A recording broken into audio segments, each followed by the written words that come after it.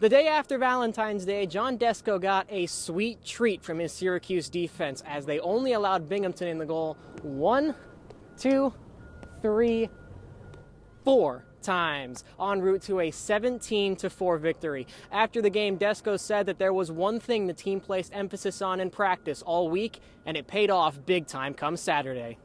I really saw a lot more communication. I know that the guys had worked hard all week on that with Coach Rogers, and I could see it today. We were able to get a number of people in to get some experience there. Communication was something we stressed all week, so it's really awesome when we get out there and we're all gelling right away, and we're talking, and we're doing everything that we discussed in the game plan and everything we wanted to improve upon. So I couldn't be happier with how the guys played in front of me.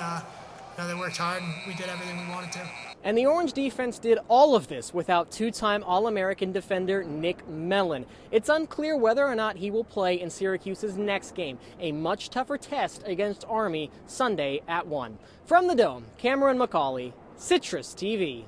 Roses are red, violets are blue. Syracuse lacrosse looks for win number 2 today in the Dome against Binghamton. Day after Valentine's Day, they're hoping for a nice sweet treat. Come take a walk with me. Let's talk about this matchup. Syracuse really are the kings of New York. Their all-time record against New York teams, 412, 160, and 10. Now, if you carry the 2, divide by 18, get square root of 11 in there, that comes out to a 70.7 winning percentage. They've never lost to Binghamton, hoping that stays the case here tonight. Keep it locked here at CJ Macaulay. Hit that follow button, turn on notifications for complete coverage before, during, and after the game. On Wednesday night in the Dome, the Oakland Golden Grizzlies did two things very well against Syracuse. They got to the foul line to the tune of 20 points from the free throw line, and they got inside to the tune of 30 points in the paint.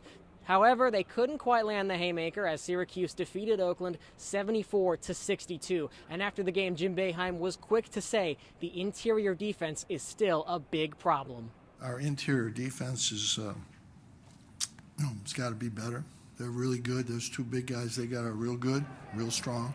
They made a great effort to get the ball inside to those guys. Well, they're not strong enough. They were in position every time. When they get it down in there, they can't stop them.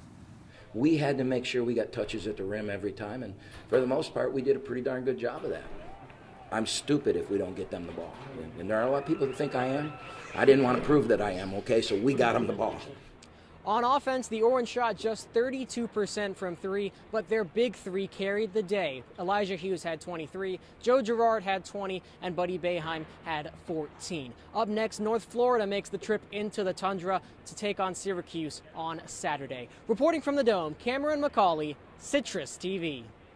Number 5 Syracuse might have walked out of the locker room to start their highly anticipated matchup against number 9 Army in the Dome.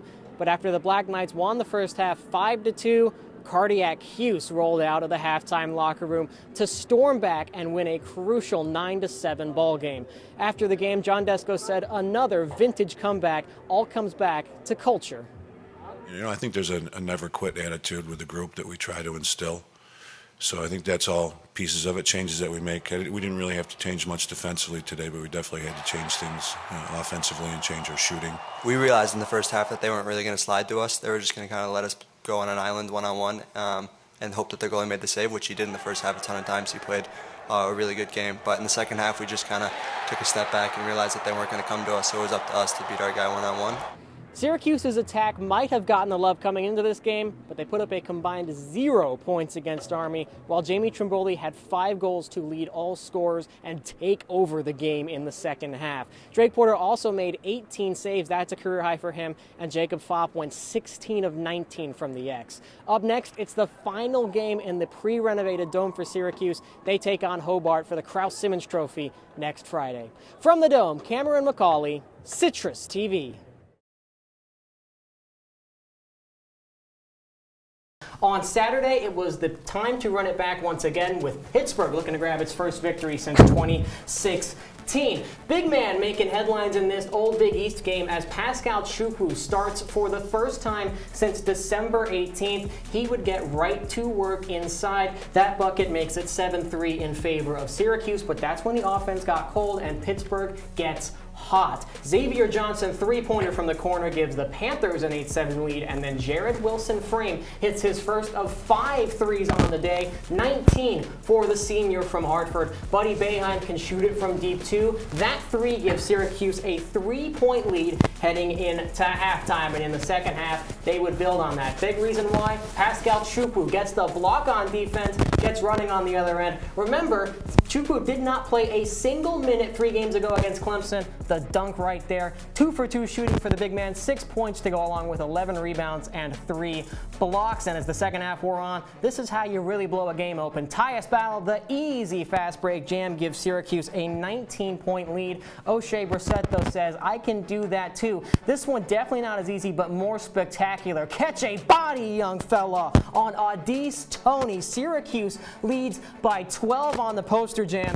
You can see Buddy Boeheim dapping up O'Shea Brissett there. He gets the right two, hits his 4th three of the day, a career-high 13 for the freshman, makes his dad Jim pretty happy. Syracuse takes this one 74-63. Remember last time Syracuse played Navy, the midshipmen scored 2 goals in the final 9 seconds to steal a win in the Dome. Nate Solomon comes into this one with a 28-game point streak. Don't got to worry about that. Open the scoring, get the first goal. Syracuse leads 1-0 on Solomon. Then Lucas Quinn, worm burner, makes it 3-1 in favor of Syracuse. That's his first goal on the season. As the second quarter starts, though, Navy comes right back. Ryan Wade down the alley scores, ties this game at 4 apiece. So the gauntlet goes to Syracuse, and they feed it to their man, Brad Voigt, in the crease. He gets his dinner, 5-4 in favor of Syracuse. And on the other end, Drake Porter put this Navy attack on lockdown. Came into this one with 12.36 saves a game. He tallies 16, tying his career high. And while he did that, Syracuse's offense did this. Nate Solomon on the man up. Syracuse leads 9-5, and then Brad Voigt, his 3rd goal, not of the game nor the half, but the quarter, gives Syracuse a 10-5 lead that they take into break, and they stay saucy in the second half. The bounce pass from Rafis to Voigt. Syracuse leads 11-5. Rafis the assist there. He had a team high 7 points and gets his second goal of the game right there to make it 14-6. 15 comes from Brad Voigt, his 5th goal on the backhand, and your final for Annapolis. Syracuse doubles up Navy 18-9.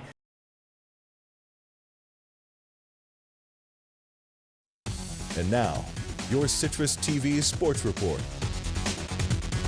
This Syracuse women's basketball season has been defined by runs. The Orange only started 10-11 and looked far from the tournament conversation, then sparked a 5-game win streak, then ended the regular season on a 3-game losing streak. Now, though, it's ACC tournament time, starting with a rematch against 9th-seeded Virginia, who defeated SU by 16 at the start of February. And talk about revenge, the Orange wound up winners by 17. Emily Enxler had all 11 of her points in the first half behind a 3-for-4 effort from deep. And in the second half, SU put the clamps on the Virginia offense. Just 17 second half points on 19% shooting and just 1 made field goal in the 4th quarter for the Hoos. Now, though, Syracuse is on to top-seeded Louisville, though they did go 1-1 against the Cards in the regular season. That game is tomorrow at 2.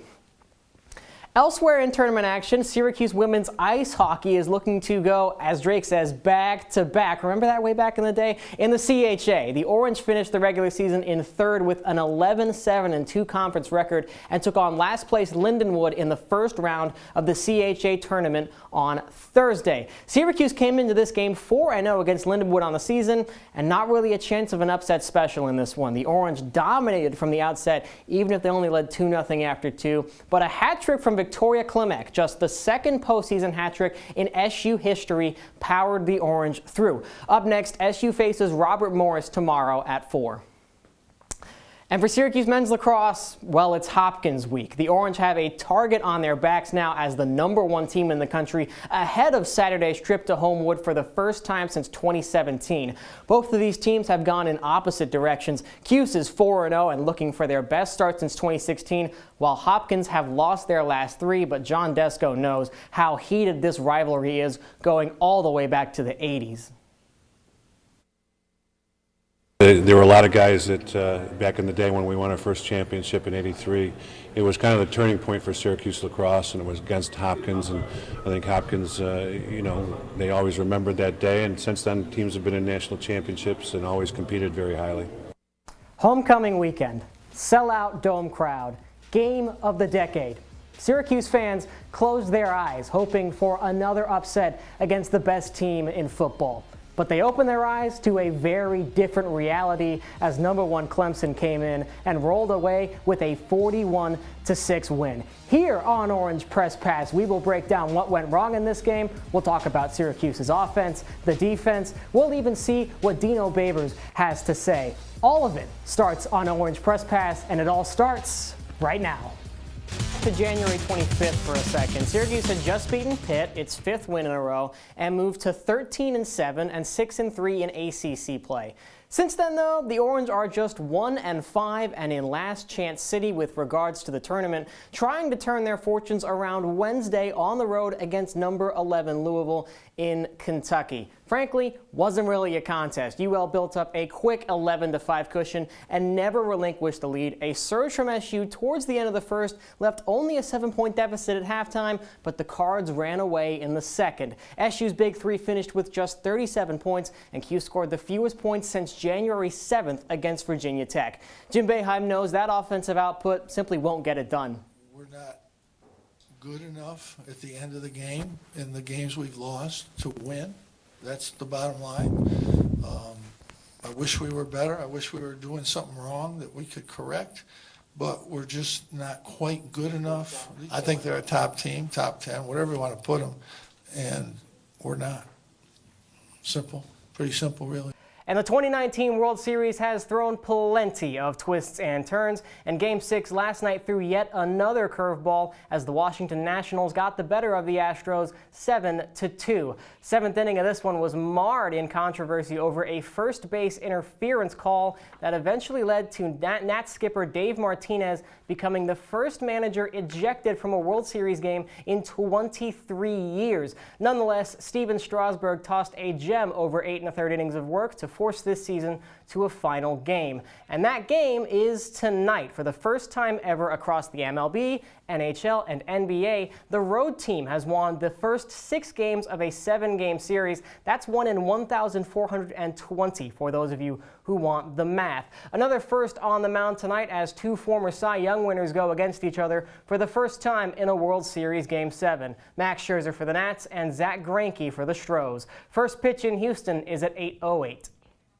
When the matchup between Syracuse and North Carolina basketball was scheduled, it was expected to carry much more hype than it actually wound up doing. But the last game under the old dome roof brought plenty of fanfare with senior day celebrations, a jersey retirement, and multiple celebrities in attendance. But as Thanos once said, dread it, run from it, destiny arrives all the same. And all the fanfare in the world couldn't avoid a 92-79 loss. Another disappointment in a season fading in the dust like it's been snapped. When Syracuse lacrosse last played at Johns Hopkins in 2017, Brendan Curry was not yet a part of the Orange, but he was playing at Homewood. I actually played there my senior year for the MIA championship game, so it holds kind of a special place in that regard. In that 2017 title game, Curry led the way with 4 goals and 2 assists to put a bow on his high school career. And when #1 Syracuse goes back to Baltimore to take on Hopkins this Saturday, it will at least be an easier journey for Curry's family. My parents usually have to drive all the way up here, so it'll be nice for them to just drive 10 minutes to Homewood. Of course, Brendan's father knows a little something about playing Hopkins. Curry moving 1-on-1 against Mitchell, takes a left-handed shot. Oh! Here's Curry again going left. Let's see if he shoots it again. He does, and he scores. Here comes Curry. Likes to work from this side of the field, and he scores again. As the son of a 3-time All-American, Brendan was a die-hard Cuse fan, which made things interesting growing up in Baltimore. Yeah, I mean, the majority of them were, Hopkins, Towson, Loyola, some Maryland fans, so I was definitely the odd one out, rooting for Syracuse every weekend. And on Saturday, Brendan will take center stage in a rivalry he's been on the sidelines for his entire life. I've been to many Syracuse Hopkins games at Homewood, so it'll be cool to finally be a part of that tradition. That's how 16 is putting the home in Homewood. Cameron Macaulay, Citrus TV. Welcome to Waterville, New York. Population 1,583. This small town in Oneida County is mostly quiet and reserved. Mostly. And here at the Waterville High School gym, every banner you look at tells a story. But if you want the best one, it's not on this wall. It's on this wall. This banner behind me was put up 2 weeks ago to celebrate women's head coach Larry Stockwell winning his 500th game. Oh, it means I've had some great kids to work with, some great basketball players to coach, a lot of good coaching staff behind me to help because one person can't do it. I've known him for quite a few years. Just in 3rd grade, he was my basketball coach, and I've known him all the way up through. He even coached my mom, so he's practically family. But a coaching career 37 years strong and counting was put in serious jeopardy just last season. One night after a game, we were in the locker room and we were talking about things, and he just broke down in tears. We didn't even know what happened. He just started crying, and then we started crying, and then he finally told us. When he told us in the locker room, everything just like stopped. Stockwell had bladder cancer, but that wasn't about to stop him. Not by a long shot. He had to miss practice on a Monday because he needed his treatments, and we weren't expecting him to show up, and all of a sudden he shows up, and everyone was just like, "Stocky, what are you doing here?" And he was like, "Oh, I had a fever, I couldn't get my treatment." And we're like, "So you came to practice instead of like going home to bed?" I can't believe I coached every game. That still wows me. You could tell that he just wanted to be in bed and he wasn't feeling all the greatest, and he still showed up to practices and game and put on a mask to show he wasn't in pain. He's a survivor. He's always there pushing through, and just it kind of like inspired me, and I think a lot of other people, to like see his dedication for us, and it really meant a lot to our whole team last year. I'm not done with treatments yet. We still have a couple rounds to go, but right now I haven't had anything during this season, so this year has been a lot easier to handle.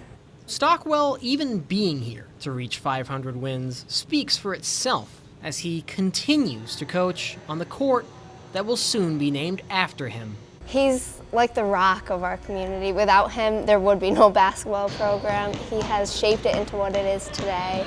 He's made it so successful, and he's made it what it is.